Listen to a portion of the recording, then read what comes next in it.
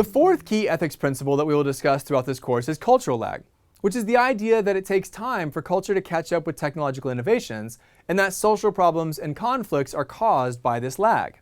Till now, we have talked mostly about finance, but fintech is not only about finance. That's the fin, but there's also the tech, the technology. And cultural lag considers the best way to ethically introduce new technologies into the marketplace.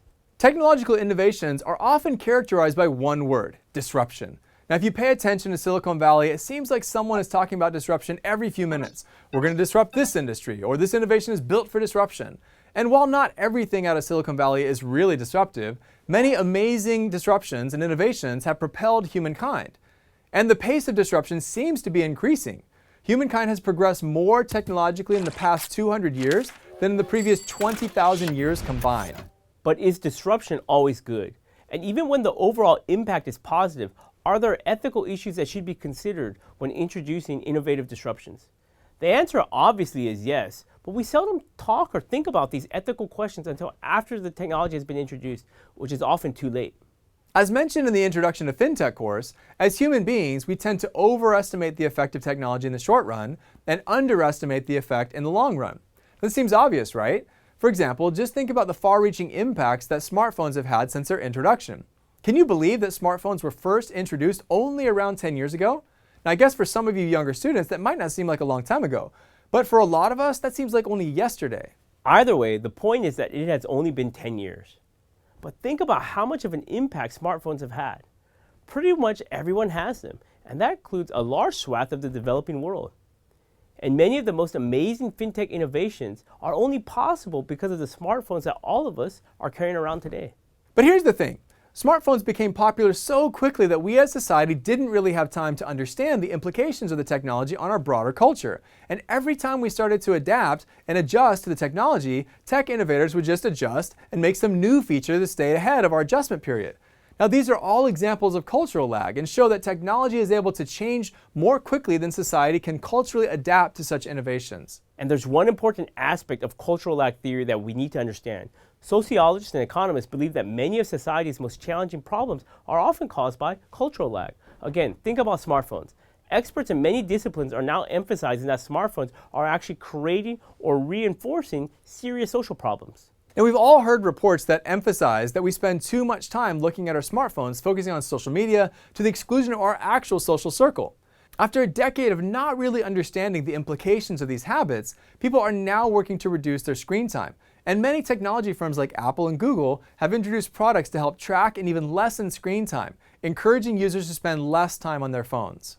There are many more serious examples highlighting the gap between changes in technology which occur very quickly and subsequent adaptations in our culture which happen very slowly. And the smartphone example is only a very simple example. The reality is that some of the biggest problems society faces, things that are so big that we sometimes have trouble seeing or understanding them, are often tied to technological disruption and the cultural lag that stems from them. And while these massive innovations are rightfully celebrated for their positive impact, it's worth considering some correlated points. For instance, what happens to all the people who work in industries that are made obsolete because of the new technologies? Certainly a lot of people have benefited from technological innovations, but not everyone does, or at least maybe people don't benefit equally. Now, is it morally necessary for new technologies to benefit all of society? And even if that is possible, should that be an overall goal? Should that be a normative aspiration of new technological innovations? Let's consider another example. Drones. Do you have one? Do you know someone who does? They're now pretty popular and became so popular so quickly over the last few years that governments were caught off guard without regulations, specifically covering private drone use. There are some scary aspects of drone use that people may not have considered previously. For example, people have weaponized drones, with one drone even being used to attempt an assassination of a state leader.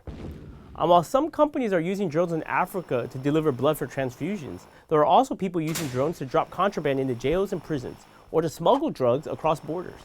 When considering cultural lag, laws are some of the slowest changing aspects of culture. It can easily take years for even simple laws to be enacted. As a result, when drone technology rapidly advanced, making them affordable for almost anyone, governments raced to catch up, creating regulations to help balance public safety with personal recreation. As is probably clear, it's hard to hold someone accountable for improper drone use if there's no law defining proper drone use. Thus, the cultural lag created between the rapid advancement of drone technology and the much slower development of drone-related laws has created some serious concerns, including disruptions of airports, concerns about privacy and use of drone cameras around personal residences, military installations, and other sensitive locations.